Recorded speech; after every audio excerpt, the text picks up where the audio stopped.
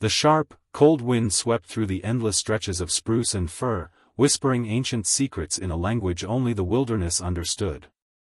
Deep within the boreal forest of northern Manitoba, where the land stretched unbroken and raw beneath a leaden sky, the world felt immense, indifferent, and hungry. The scent of damp moss mixed with pine resin filled the air, while the distant cry of a lone loon echoed across the frozen lakes, an eerie soundtrack to a landscape that had seen millennia pass in silence. It was here, amid this unforgiving wilderness, that 16-year-old Eli Sorensen disappeared. Eli wasn't just any teenager lost in the woods, he was a prodigy in tracking and wilderness survival, a young naturalist whose keen eyes and steady hands belied his age. Raised by his father, Jonah Sorensen, a former park ranger who knew every creek, ridge, and hollow in these wilds, Eli had been groomed since childhood to respect and understand the forest's rhythms. For Eli, this wasn't just home, it was a vast, living classroom. His worn leather journal brimmed with sketches of flora and fauna, his pockets held a compass, a whistle, and a carefully carved wooden figure of a wolf, a talisman his father had given him on his 12th birthday. Eli was part of a small but passionate conservation group, and his latest assignment was to survey the health of the elusive boreal owl populations deep within the forest, accompanied by his mentor and guide, Marla Eaton, a seasoned biologist in her late 30s with a soft voice but a steel resolve. The day had started like any other in early October, with frost still glittering on fallen leaves and the pale sun struggling to pierce through the thick canopy. Eli and Marla had set off from the small ranger station near the remote settlement of Red Pine Crossing, their backpacks heavy with field gear and a portable satellite tracker that Marla insisted on carrying.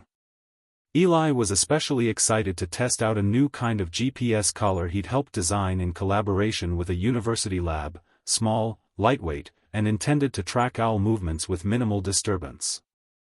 This was no casual hike. It was a mission to map an unseen corner of the wilderness and gather vital data before the harsh winter closed in. By midday, they reached a clearing known locally as Blackwater Hollow, a swampy expanse ringed with ancient cedars whose gnarled roots clawed at the peat. The air smelled of wet earth and decaying leaves, alive with the hum of insects and the occasional splash of unseen creatures in the marsh.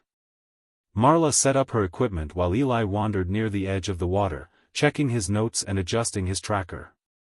He felt at peace here, a sense of belonging that warmed him even as the wind turned bitter. Their last radio check-in was brief, a crackling voice from Marla confirming all was well. But as afternoon stretched toward evening, the skies darkened unexpectedly. A cold front surged in from the northwest, swift and merciless.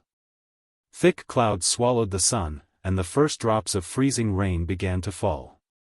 The forest, usually so familiar and welcoming, grew sinister under the shifting shadows. Marla urged Eli to return to camp, but when she looked back moments later, he was gone. Panic surged through Marla as she shouted his name, her voice swallowed by the wind. The last image she had was of Eli moving toward a narrow, overgrown trail leading deeper into the swamp, toward a place locals called the Hollow's Heart, a legendary spot said to be haunted by old spirits, though Marla had always dismissed such stories. Frantic, she radioed for help, but the signal was weak, fractured by the dense foliage and the worsening storm. Within hours, a search and rescue operation was underway. Local rangers, volunteers from the nearby town, and even some of the indigenous community members familiar with the land combed the forest with trained dogs and infrared scanners. They checked the Hollow's Heart and the surrounding bogs, dragged the nearby rivers, and followed every faint track Eli might have left. But the forest was a master of concealment, footprints vanished in mud, and the icy rain erased all trace. Days turned to weeks with no sign of Eli, no gear, no journal, no whistle. Only a single boot was found wedged between two mossy boulders, its laces undone as if hurriedly removed. Jonas Sorensen refused to accept the official reports that Eli had been claimed by the wild or lost to accident. Clad in the rugged clothes of his ranger days, he launched his own relentless search. He trekked alone through the forest for months, questioning locals, mapping every possible refuge Eli might have found, studying the faintest details on a weathered map that Eli had once used. Each dawn brought a mixture of hope and dread, and every night he returned to the empty cabin where the boys' laughter once echoed. His grief was raw and constant, a living thing tangled with the unforgiving wilderness. The years that followed saw the case fade from headlines, becoming a whispered legend at Red Pine Crossing, a cautionary tale of nature's dominion and the fragile thread between life and disappearance. Jonas aged visibly, his hair silvering, his back stooped, but his resolve never wavered. He refused to give up, convinced that somewhere, the boy's fate awaited discovery. Then, 13 years after that fateful October day, a team of university ecologists conducting a long-term study on Boreal peatlands stumbled upon something unexpected. Deep within Blackwater Hollow, hidden beneath a collapsed canopy of cedars, they found an old, rusted metal box, half buried in the muck. Inside were fragments of a leather journal, pages waterlogged but legible, along with a small, carved wooden wolf, weathered yet unmistakably Eli's. The box also contained a bizarre, unexplainable artifact, a small, polished obsidian shard etched with cryptic symbols that bore no relation to any local culture or known wilderness markings. This discovery reignited the cold case with a surge of questions. How had the box remained concealed for so long? What did the obsidian shard mean? And most hauntingly, if Eli had survived long enough to hide these items, what had happened in the hollow's heart to stop him from returning? Detective Claire Jensen, a forensic anthropologist with a background in wilderness search operations, was assigned to reopen the investigation. She approached the case with scientific rigor but found herself drawn into the emotional labyrinth of the Sorensen family and the inscrutable power of the boreal forest. With new technology, DNA analysis on the fragmentary remains of the journal's binding, satellite imagery to reconstruct the terrain changes over the past decade, and advanced geospatial tracking, Claire began to unravel a tapestry of human error, nature's overwhelming force, and a secret buried deeper than the forest floor. As the investigation unfolded, a shadowy figure from the past emerged, a local trapper with knowledge of the hollow's heart and a motive hidden beneath layers of fear and silence. The truth, when it finally surfaced, was as bittersweet as the northern sunset, an ending shaped by chance and choice, survival and loss, and a mystery that would linger in the whispers of the boreal wilds for years to come. And yet, one question remained hauntingly unanswered: why had Eli, a boy so skilled and attuned to the wilderness, left behind the obsidian shard, a puzzle piece no one could explain? The forest held its secrets still, waiting for those brave enough, or desperate enough. The biting chill of the northern wind was relentless as Detective Claire Jensen stood on the edge of Blackwater Hollow, her breath clouding in the crisp autumn air, blending with the mist that curled among the cedars. The forest seemed alive in a way that unsettled her, the ancient trees whispering secrets she could not yet comprehend. For years, the Sorensen disappearance had been a ghost story told in hushed tones at Red Pine Crossing, but now the mystery was waking from its slumber, beckoning her to peel back the layers obscuring the truth. The rusted metal box, the fragmented journal, and the obsidian shard had become focal points of an investigation that promised to rewrite what was thought known. Claire's approach was methodical. Her years as a forensic anthropologist and ranger had taught her that nature often held the key to unraveling human mysteries, especially in wild places where time twisted evidence like the roots beneath her feet. She began by reconstructing the terrain of Blackwater Hollow as it had existed 13 years prior, employing satellite imagery and drone mapping technology. The forest had shifted, fallen trees had become new barricades, waterways had altered courses, and the mossy peat had swallowed many trails. The area where the box was found had once been a narrow channel of slow-moving water, now partially dried, transforming the landscape and obscuring paths that Eli and Marla might have taken. Back in the lab, Claire meticulously examined the journal fragments. Despite the damage, Eli's youthful handwriting was unmistakable, precise, observant, a blend of scientific notes and sketches revealing his fascination with the owls and the fragile balance of the ecosystem. Among the pages were strange annotations in an almost cipher-like script that didn't match Eli's usual style, cryptic lines and symbols that eerily mirrored those on the obsidian shard. Claire consulted a linguist specializing in indigenous and ancient scripts, but the markings resisted classification, as if deliberately crafted to conceal meaning rather than reveal it. Jonas Sorensen, weathered but still bearing the steadfast determination that had driven him since his son's disappearance, arrived to join the renewed search. His presence was a quiet storm, grief and hope intertwined with decades of knowledge about the land. He and Claire pored over old maps and new data, retracing possible routes Eli might have taken. Jonas's insights were invaluable. He knew the behavior of the boreal owl, the quirks of the hollow's heart, and the patterns of the swamp's treacherous peat bogs, where one misstep could mean sinking forever into a watery grave. Yet despite his expertise, even Jonas was haunted by the same question that plagued Claire: why had Eli ventured deeper into the swamp alone, and what had compelled him to hide the metal box? Meanwhile, the small research team that uncovered the box, led by Dr. Karen Blake, an ecologist with a passion for conservation, became reluctant witnesses to the unfolding drama. Karen had come to the boreal wilds to study peatland restoration, not to unravel a mystery. But as the story of Eli's disappearance merged with their scientific work, she found herself drawn into the emotional undercurrent, especially after meeting Jonas and hearing the boy's story firsthand. Karen's field notes hinted at subtle ecological disturbances near the hollow's heart, including unusual animal behavior and unseasonal plant die-off, suggesting something profound had shifted in the forest around the time Eli vanished. As weeks turned into months, Claire led several expeditions into the hollow, often joined by Jonas and Karen. The terrain was brutal: thick mud pulled at their boots, dense undergrowth clawed at their faces, and cold rain soaked them through. Yet they pressed on, their searches guided by fragments of Eli's journal and GPS data retrieved from the corroded tracker found with the box.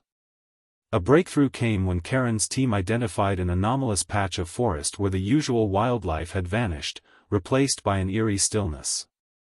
There, partially concealed beneath layers of peat and fallen branches, Claire found a makeshift campsite, a crude shelter of branches and tarp remnants, long abandoned but unmistakably human. Among the debris were personal effects: a tattered baseball cap embroidered with Eli's initials and a cracked compass missing its needle. The discovery was a beacon of hope and despair. It confirmed Eli had survived for at least some time after his disappearance, enduring the merciless wilderness with his survival skills. But what happened next? Why had he not returned, or made further attempts to contact the outside world? And what role did the obsidian shard play in this grim narrative? In a late-night meeting at the ranger station, Jonas shared an old folktale from the indigenous peoples of the region, stories of the Watcher, a spirit said to guard the forest's deepest places, punishing those who dared disturb its sanctity. Skeptical but desperate, Claire listened as Jonas recounted the myth, noting that the obsidian shard bore markings eerily similar to talismans described in the legend. Could Eli have found himself entangled in something beyond the physical dangers of the forest? Tension mounted as Claire and Jonas received an anonymous tip. A local trapper named Harold McBride claimed to have seen a young boy matching Eli's description near the hollow's heart the winter after Eli vanished. The claim was met with skepticism, as Harold was known for his solitary, secretive nature, and the passage of time should have ruled out such sightings. But when Claire pressed for details, Harold revealed he had once found the obsidian shard among his traps years ago but had kept it hidden, fearing repercussions. His confession introduced a human element into the wilderness enigma, a possibility of foul play or deliberate concealment. The investigation now balanced on a knife's edge between natural tragedy and darker human motives. Claire's forensic team employed advanced DNA testing on minute biological traces found on the campsite items. The results were both illuminating and perplexing. The DNA matched Eli's but also contained unidentified profiles, unknown to any local residents or search parties, hinting at other individuals' presence near the hollow around the time of disappearance. Further complicating the picture, geospatial analysis revealed a network of old logging roads and forgotten paths intersecting the forest's edge, suggesting the hollow had seen more human activity than originally assumed. A review of missing persons and criminal records in the area uncovered several cold cases involving disappearances and violent encounters, but none linked directly to Eli, yet. As autumn's grip tightened on the forest, Claire and Jonas followed these threads deeper, their search fueled by an intricate dance of hope, dread, and relentless determination. Each discovery brought them closer to understanding Eli's final days but also raised darker questions about who might have been watching the boy, and why the obsidian shard had been left behind as a silent, enigmatic witness. And in the heart of the Boreal wilds, where shadows lengthened and secrets festered, the whispers continued, a haunting reminder that some mysteries endure beyond reason, wrapped in the cold embrace of the forest. Claire Jensen sat at the edge of the cluttered forensic lab, surrounded by the low hum of computers and the faint scent of chemicals, her mind racing through the threads of the investigation like a tangled skein. The discovery of the makeshift campsite and the presence of unknown DNA profiles had transformed the Sorensen case from a tragic disappearance into a labyrinthine mystery involving hidden human stories woven into the fabric of the wilderness itself. The obsidian shard, with its cryptic symbols, remained an insoluble riddle, as if it were a silent guardian of secrets best left buried. Jonas Sorensen had grown thinner and quieter with each passing day, his hope tempered by years of fruitless searching, yet his presence was a steady anchor for Claire, his son's fate now intertwined with her own resolve. The remote settlement of Red Pine Crossing was a somber backdrop to their efforts. The locals watched with a mixture of sympathy and wariness, their collective memory shadowed by old wounds and unspoken truths. The investigation took a new turn when a forensic geologist, Dr. Marcus Hall, joined the team, bringing expertise in soil and sediment analysis to probe the mysterious environmental anomalies Karen Blake's ecologists had flagged near the hollow's heart.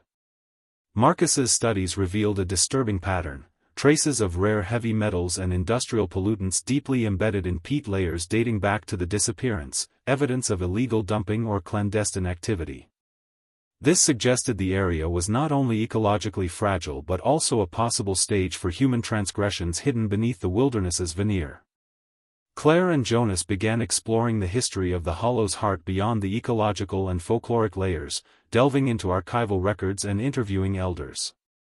Their inquiries uncovered a faded chapter of the forest's past, a logging company that had operated covertly during the late 1990s, engaging in environmentally damaging practices and rumored to have had violent clashes with local indigenous communities and environmental activists. The company had abruptly shuttered after a series of unexplained accidents and disappearances of workers, stories now mostly dismissed as rumors or misfortune. Suspicion grew that Eli's disappearance might be linked to these events, perhaps inadvertently caught in a dangerous web. Meanwhile, Karen Blake's team made a startling discovery during their ongoing ecological survey: animal carcasses exhibiting signs of unnatural trauma clustered suspiciously around the hollow's heart, hinting at possible poaching or violent human interference. The tension between human greed and nature's fragile balance emerged starkly, painting a grim backdrop to Eli's story. As the investigation progressed, Harold McBride's claims took on new weight. Initially dismissed as the ramblings of a recluse, Harold was approached again by Claire with careful empathy. In a tense and revealing encounter deep in the forest cabin where he lived, Harold confessed to having encountered Eli weeks after his disappearance. He described the boy as frightened but resolute, clutching the obsidian shard and speaking of keepers watching the forest. Harold's account suggested Eli had survived alone for a time but was being pursued by shadowy figures whose motives remained unclear. This testimony reopened lines of inquiry into local suspects and unreported conflicts, hinting at an uneasy alliance of fear, secrecy, and protectionism surrounding the hollow.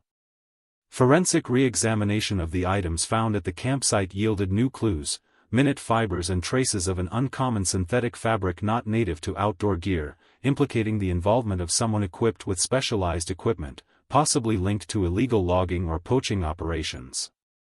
Simultaneously, the DNA profiles uncovered a partial match to a man with a criminal record for environmental sabotage and assault, known to frequent the outskirts of Red Pine Crossing.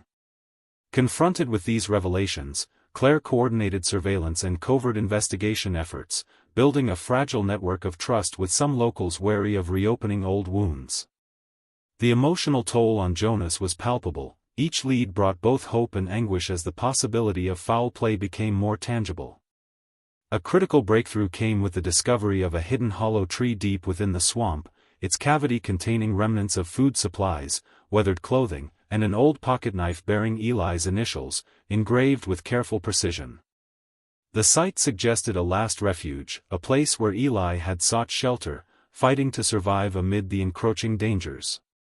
Yet, alongside these items, the obsidian shard appeared again, placed deliberately atop a bed of moss, as if a symbol of protection or warning. The significance of the shard deepened, intertwining natural survival with an almost ritualistic layer of meaning that confounded investigators. The community's fractured memories resurfaced as whispers of past conflicts mingled with speculation about the boy's fate. Claire and Jonas uncovered that some locals had been pressured to remain silent about suspicious activities decades earlier, and that distrust between indigenous groups, settlers, and outsiders complicated the search for truth. In the thickening fog of history and wilderness, Claire pondered the duality of human nature, the capacity for destruction and redemption. The narrative of Eli's disappearance was no longer just a story of a boy lost to the forest, but a complex interplay of environmental exploitation, cultural conflict, and the resilience of a child caught between worlds. As winter approached, the search faced new obstacles. The forest transformed into a frozen labyrinth, sealing its secrets beneath snow and ice. Yet the urgency intensified, for time was slipping away to uncover the truth before nature reclaimed its dominion entirely. The unfolding investigation promised answers and heartbreak, a mosaic of revelations pieced together from fragments of memory, science, and the indomitable will of those who refused to let the whispers fade. Still, the obsidian shard's silent enigma lingered. What message had Eli sought to convey, and who were the keepers he feared? The boreal wilds held their breath, waiting for the final unraveling. The chill of early winter had crept through the boreal forest like a silent predator, cloaking Blackwater Hollow in a veil of frost and silence that seemed to swallow sound itself.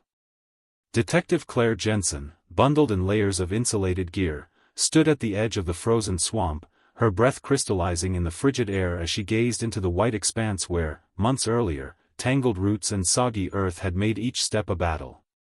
Now, with the ground hardened and locked beneath a brittle crust of ice and snow, the forest seemed more unforgiving, its secrets hidden beneath a deceptive stillness. Despite the season's harsh grip, the investigation pressed onward, fueled by fragments of evidence and the unyielding will of those who refused to let Eli Sorensen's story fade into oblivion. The discovery of the hollow tree shelter months before had provided a somber waypoint, revealing a last refuge and hinting at a struggle between survival and something far darker. Now, with the forest blanketed in white, Claire and Jonas Sorensen, Eli's father, led a small, determined team back to that site, hoping the frozen ground would reveal new clues hidden beneath years of decay and concealment. As they approached the tree, Claire's eyes caught a glimmer beneath the snow, something unnatural amid the pale landscape. Clearing the frost, she uncovered fragments of a finely crafted leather satchel, partially preserved by the cold. Inside lay a crumpled, water-stained photograph of Eli and Marla Eaton smiling against a backdrop of vibrant autumn leaves, a stark contrast to the stark winter wilderness around them. Tucked beneath the photo was a folded map, its edges brittle, marked with a series of notations and strange symbols matching the obsidian shard's cryptic script. This map, painstakingly drawn, revealed a network of hidden paths and secluded clearings within the hollow's heart, places unmarked on official charts and unknown even to locals. The implication was profound. Eli had ventured deliberately into forbidden territory, perhaps chasing a secret only he sought to uncover. This revelation sent ripples through the investigation. Claire shared the find with Dr. Karen Blake, whose ecological expertise gave new life to the mystery. Karen speculated that the uncharted paths might have once been used by indigenous peoples or early settlers for rituals or clandestine activities, now erased by time and nature's reclamation. Yet the strange symbols hinted at something else, an encrypted message or a personal code Eli had developed to navigate not just the forest, but a hidden narrative woven through the landscape. Meanwhile, Harold McBride's uneasy cooperation deepened. The trapper revealed more about his encounters near the hollow, describing strange movements of men in unmarked vehicles, late-night fires deep in the woods, and whispered warnings that had kept him silent for years. His knowledge of the local underworld suggested illicit operations, illegal logging, poaching, and possibly smuggling, that might have intersected tragically with Eli's expedition. Claire began assembling a picture of a shadow network operating beneath the forest canopy, exploiting the wilderness while enforcing silence through intimidation and violence. As the team expanded their search along the newly uncovered paths, satellite data confirmed recent disturbances, torn vegetation, makeshift campsites, and worn tracks, pointing to continued human activity in areas presumed untouched. The forest was no longer a mere backdrop but a battleground between preservation and exploitation, with Eli's disappearance caught in the crossfire. The forensic team's latest analysis of DNA traces uncovered near the campsite revealed a match to a man named Richard "Rick" Malloy, a known figure with ties to organized poaching rings and a history of violent confrontations in the region. Rick's presence introduced a tangible antagonist into the narrative, a man whose ruthless pursuit of profit might have ensnared Eli in a deadly encounter. Tracking Rick became a priority, but his knowledge of the forest and network of allies made him elusive, a ghost lurking just beyond reach. Personal stakes sharpened as Jonas confronted his own demons. The father's grief had evolved into a relentless obsession, manifesting in late-night vigils over the scattered evidence and strained relationships with those who feared his single-minded quest might consume him. His interactions with Claire revealed the profound bond forged through shared loss and the delicate balance between hope and despair. Together, they navigated a labyrinth of clues and contradictions, each discovery peeling back layers of secrecy while exposing their vulnerabilities. The obsidian shard, once an inscrutable artifact, gained new significance when microscopic analysis detected faint traces of pollen from a rare Arctic flower, suggesting the item had been carried far from its presumed origin or traded along obscure routes. This finding hinted at a broader cultural or ritualistic connection, intertwining Eli's fate with ancient traditions and unseen histories embedded in the wilderness. As winter deepened, the team unearthed a hidden underground cache beneath a collapsed beaver dam near the hollow's heart. Inside were survival tools, a battered journal page with hastily scrawled warnings, and a small collection of carved stones, including one shaped like a wolf, matching Eli's talisman. The journal page, though fragmented, contained a chilling message, a warning about watchers and shadows that do not sleep, cryptic yet charged with palpable fear. This discovery intensified the psychological weight of the case, illuminating the terror Eli might have faced and the possibility that his disappearance was entwined with threats beyond mere natural hazards. The community's response was a mix of sorrow, fear, and cautious solidarity. Red Pine Crossing's residents grappled with reopening painful memories and confronting dark truths about their home's fragile equilibrium. Some old alliances fractured under the strain, while others emerged to support the search, bringing fresh eyes and voices into the unfolding saga. The intersection of environmental, cultural, and criminal threads revealed a complex tapestry of human and wilderness interaction, challenging assumptions about safety and trust in this remote land. In the final days of the part, Claire and Jonas planned a daring winter expedition into the hollow's deepest reaches, guided by the newly uncovered map and the hope that the forest's frozen silence would finally yield its secrets. Yet as they prepared, an unsettling sensation lingered, the feeling of being watched, the forest's whispers growing louder, and the haunting question that persisted like a shadow: who were the watchers, and what had Eli truly discovered in the heart of the boreal wilds? The frozen forest stretched endlessly under a pale winter sun, its skeletal branches casting long, jagged shadows over the snow-crusted ground. Detective Claire Jensen tightened the straps of her backpack, the cold biting through layers of insulated clothing as she prepared to venture deeper into Blackwater Hollow with Jonas Sorensen and a small group of trusted searchers. The crude map found months earlier, the one marked with cryptic symbols matching the obsidian shard, was their only guide through this maze of ancient paths, forgotten clearings, and treacherous peat bogs now disguised beneath icy sheets. Every step was measured, every breath shallow and deliberate, as the team navigated the wilderness with a mixture of reverence and urgency. Claire's mind was a tempest of questions. What had driven Eli Sorensen, a boy steeped in wilderness survival, to risk such peril? What secrets lurked beneath the moss and snow? And who were the watchers Eli had feared in his final writings? As the group plunged into the hollow's heart, the atmosphere grew heavier. The usual woodland sounds, the faint crack of twigs, distant calls of birds, were replaced by an unnatural silence that seemed to press against their senses. The snow muffled their footsteps, but even the wind appeared subdued, as if the forest itself was holding its breath. Jonas's gaze remained sharp, eyes scanning for signs of movement or disturbance, but the landscape appeared static, frozen in time yet alive with concealed menace. Their route took them through narrow, winding trails scarcely wide enough for one, lined by towering cedars and tangled underbrush whose roots plunged into unseen depths of peat. Here, the soil was soft and treacherous, and with each misstep, there was the risk of sinking into the icy bog below. It was in this forbidding terrain that the team stumbled upon a recent trace, a set of boot prints, half filled with fresh snow but unmistakable. The prints were irregular, suggesting a hurried or cautious passage. Claire's heart quickened.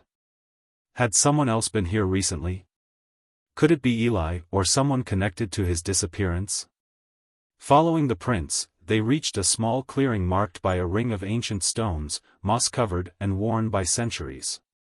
The place held a strange power, as if charged by the history of countless generations who had once gathered here. The team noted faint scorch marks on one stone, remnants of a fire long extinguished but preserved by the cold. Claire's forensic eye caught something else, symbols etched faintly into the stone's surface, mirroring the obsidian shard's enigmatic script. These markings deepened the mystery, suggesting a link between the natural world and the cryptic language Eli had encountered. Nearby, hidden beneath the snow, lay a fragment of cloth, a torn piece of jacket bearing the distinctive synthetic fibers found months earlier at the campsite. The discovery confirmed that someone had moved cautiously through these sacred grounds, perhaps in fear or desperation. As dusk approached, the team set up camp, the flicker of a fire their fragile shield against the encroaching darkness. Jonas sat silently, tracing the patterns on the obsidian shard with gloved fingers, his mind drifting to memories of Eli's bright curiosity and steady hands. Claire shared the latest findings, and together they pondered the tangled web of environmental exploitation, cultural heritage, and human greed that seemed to encircle the boy's fate. Overnight, the forest revealed more secrets. Karen Blake, part of the ecological team supporting the search, discovered disturbed animal tracks converging near the stone circle, tracks of a large predator, possibly a wolf, which had been unusually absent from previous surveys. The presence of such a predator suggested that the area was still very much alive, dangerous, and perhaps protective of its mysteries.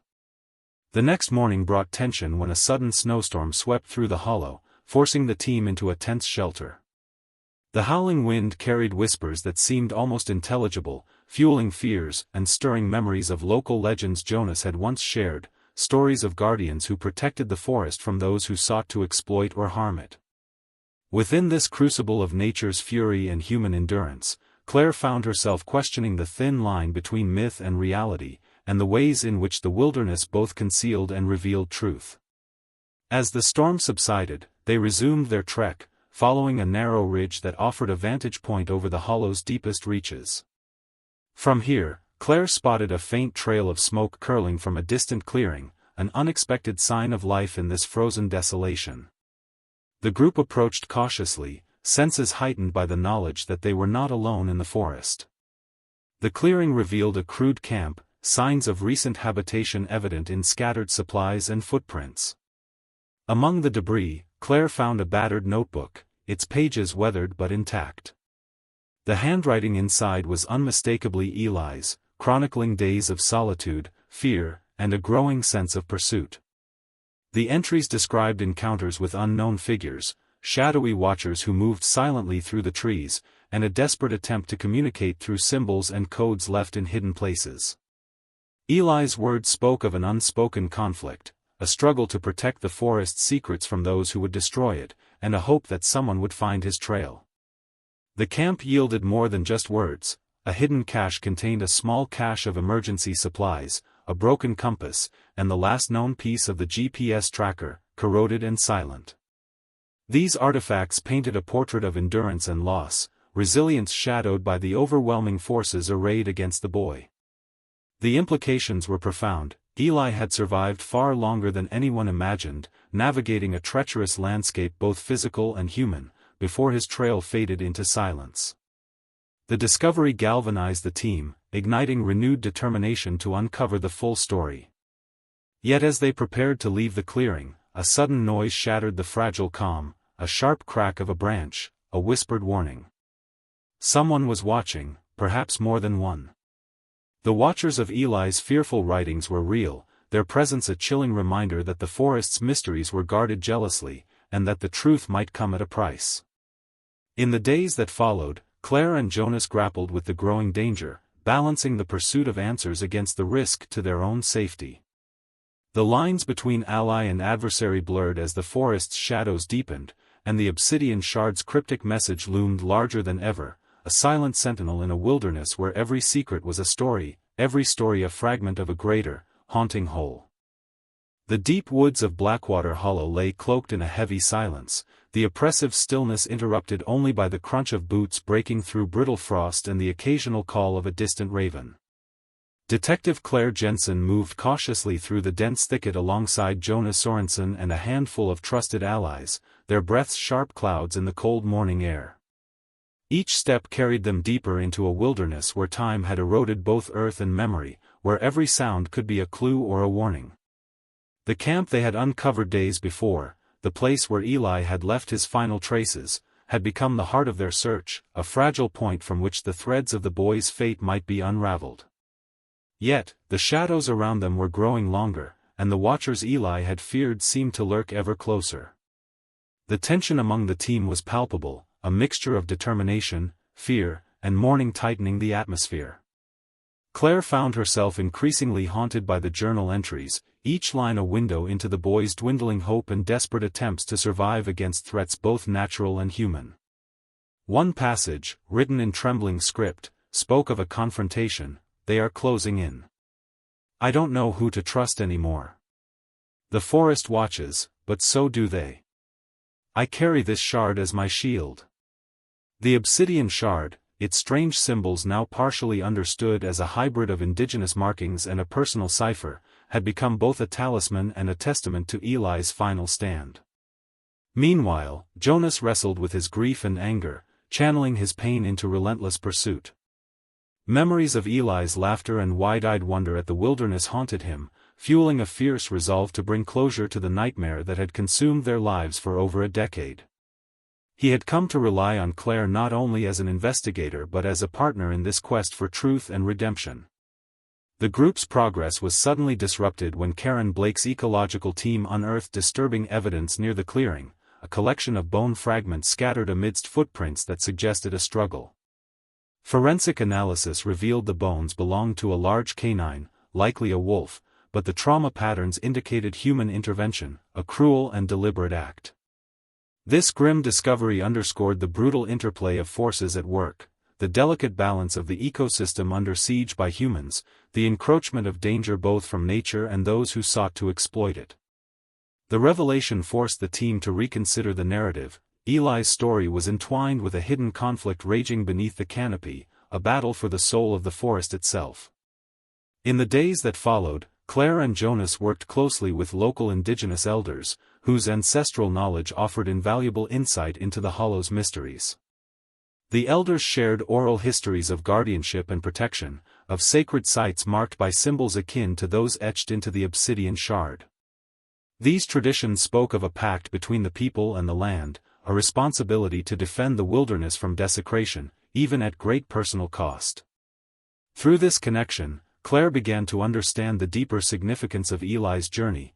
The boy had not merely been lost in the wilderness, he had been navigating a realm where culture, spirituality, and survival were inseparably linked.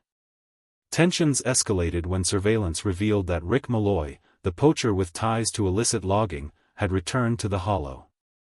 His reappearance heightened the stakes, hinting at motives beyond mere greed.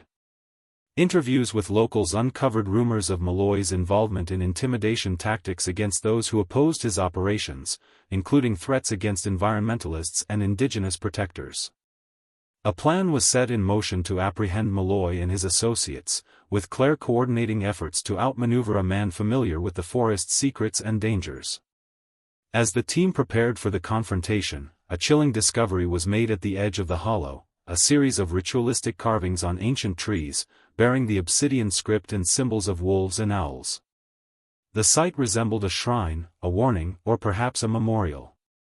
The carvings resonated with the themes in Eli's journal, suggesting his ordeal had touched something profound within the wilderness, a collision of human ambition and ancestral power. The climactic encounter with Malloy unfolded amidst a storm that whipped through the forest, rain lashing at faces and soaking clothes as the team closed in on the poacher's hidden camp.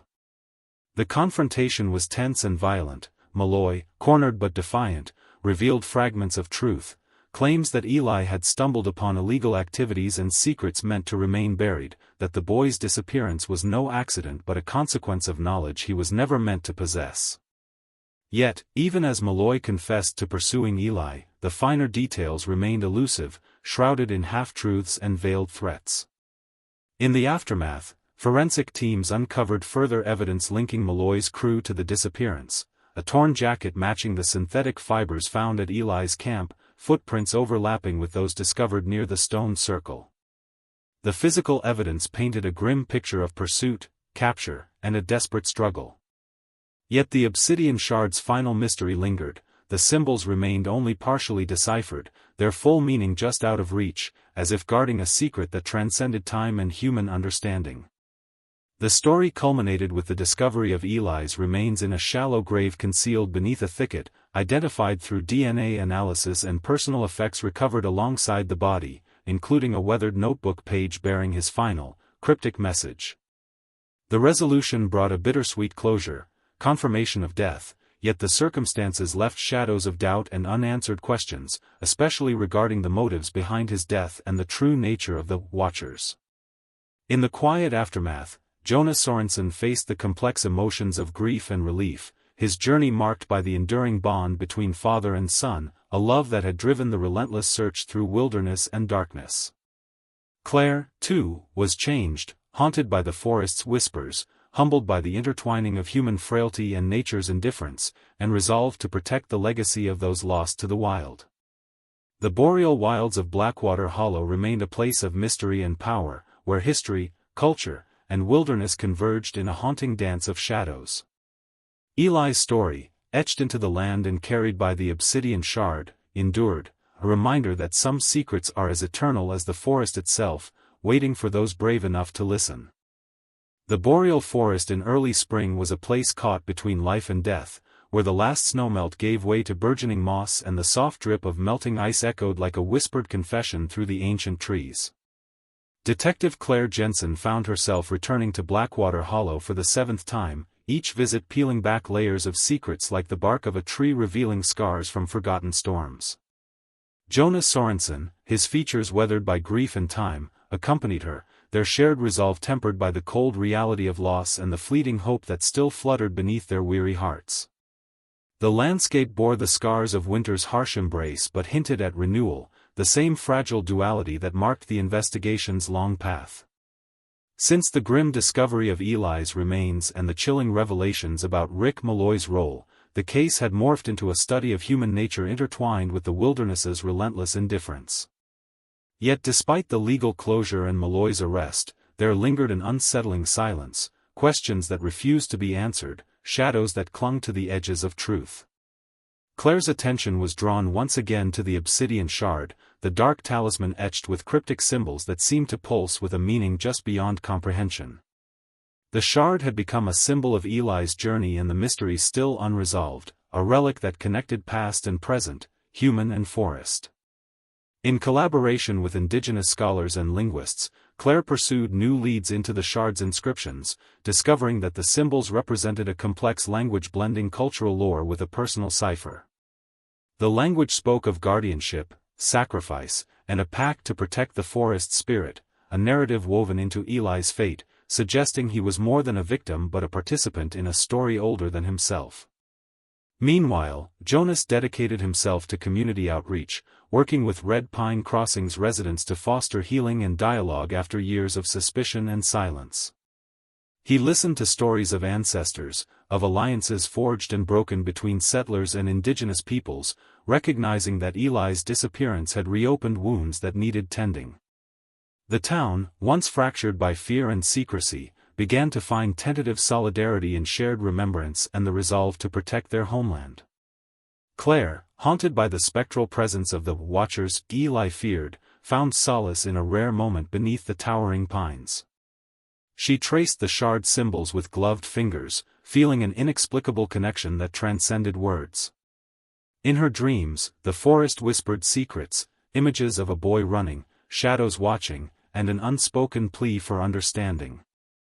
Her waking hours were filled with interviews and fieldwork, sifting through ecological data, surveillance footage, and community accounts that revealed a landscape as complex as human emotion.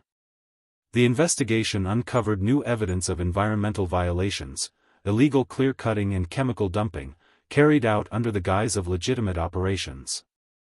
These acts, intersecting with the poaching and smuggling networks tied to Malloy, revealed a systemic assault on the wilderness, one that had imperiled not only the forest but the people who lived in its shadow. A breakthrough came when a re-examination of satellite imagery uncovered an obscure pattern of movement within the hollow preceding Eli's disappearance, a series of vehicle routes and concealed campsites previously unnoticed. These led investigators to believe Eli had encountered not random poachers but an organized group with vested interests in concealing their operations. The presence of such a network suggested that the Watchers were not merely figments of a frightened boy's imagination but agents enforcing a clandestine order. Claire's efforts to identify members of this group revealed troubling connections to influential figures in the region, complicating the pursuit of justice and deepening the shadows that enveloped the case. Despite the mounting obstacles, Claire's determination never wavered. She convened a multidisciplinary task force combining law enforcement, environmental scientists, and indigenous representatives to coordinate a comprehensive response. Their mission extended beyond solving Eli's case to safeguarding Blackwater Hollow from further exploitation and healing the fractured community. The team's work culminated in a delicate operation to dismantle illegal activities and protect sacred sites, a task fraught with risk but vital for preserving the land's integrity. Throughout this process, Claire and Jonas confronted their personal demons. Jonas wrestled with guilt over what he might have missed, haunted by the boy he lost and the fragments of hope that had sustained him. Claire grappled with the weight of responsibility, the burden of bearing witness to pain and injustice, and the realization that some mysteries might never be fully unraveled. Yet, amid the sorrow, moments of grace emerged, a child's drawing found among recovered belongings, a community gathering honoring Eli's memory, the quiet resilience of the forest itself. The obsidian shard, now housed safely with the indigenous elders, remained a poignant reminder of the thin line between the known and the unknowable, a symbol of Eli's courage and the enduring enigma that bound his story to the wilderness. In the story's waning moments, Claire stood alone at the edge of the hollow, the wind carrying the scent of thawing earth and fresh pine. She watched as shadows danced among the trees, the forest alive with secrets whispered on the breeze. The case had reached its legal conclusion, but the emotional and spiritual journey continued, a testament to the complexity of human and natural worlds intertwined. A final, haunting question lingered in the air: despite the answers uncovered, what truths remained veiled in the boreal wilds, and who would listen to the forest's whispers when the world had moved on? The air was thick with the scent of damp earth and pine resin as spring slowly unfolded its fragile green fingers across Blackwater Hollow. Detective Claire Jensen stood once more at the threshold of the wilderness that had defined and consumed so much of her life over the past years. The case of Eli Sorensen's disappearance, long a scar etched deep into the landscape and her soul, now approached its final reckoning, not with triumphant closure but with a solemn acceptance of complexity and unresolved shadows. In the months following the dismantling of the illicit networks operating within the hollow, the community of Red Pine Crossing began to heal in tentative steps. Jonas Sorensen had become a quiet pillar of strength, his grief transformed into advocacy for environmental preservation and cultural reconciliation. Together with indigenous elders and local leaders, he worked to ensure that the land Eli loved would be protected from further harm, a living memorial to the boy whose curiosity had led him into the heart of darkness. Claire, too, found herself changed, hardened yet humbled, her perspective broadened by the intertwining of human frailty, wilderness resilience, and the lingering presence of things that defied simple explanation.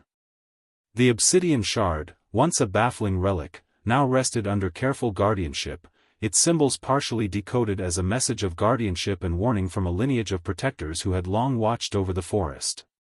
Yet, even as the tangible pieces of the puzzle fell into place, the remains identified through painstaking forensic work, the arrests of those responsible for illegal activities, and the restoration of sacred sites, there remained an ineffable mystery, a question mark that hung over the story like the ancient trees themselves.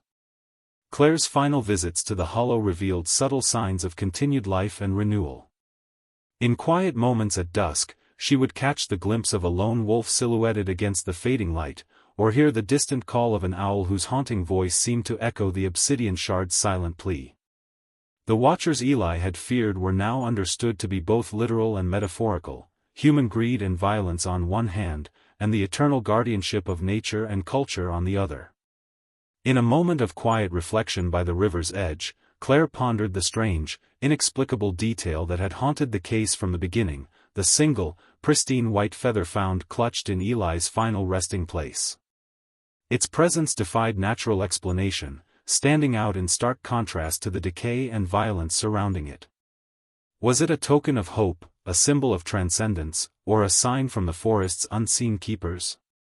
No definitive answer ever emerged, leaving the feather as a haunting centerpiece, a reminder that not all mysteries are meant to be solved. The final chapter of Eli's story was woven into the fabric of the wilderness, a tale of courage and loss, of human error and nature's indifferent power.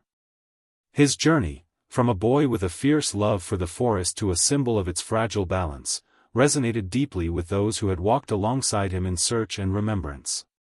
As the seasons turned, the community continued its work, honoring traditions and forging new paths forward.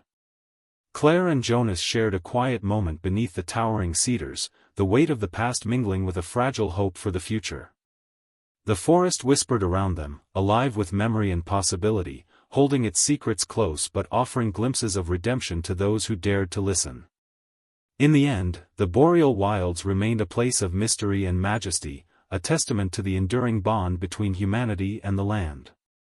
Eli Sorensen's story, marked by disappearance, discovery, and the silent watch of the obsidian shard, stood as a haunting reminder that some truths lie beyond the reach of certainty, nestled forever in the whispering shadows of the forest.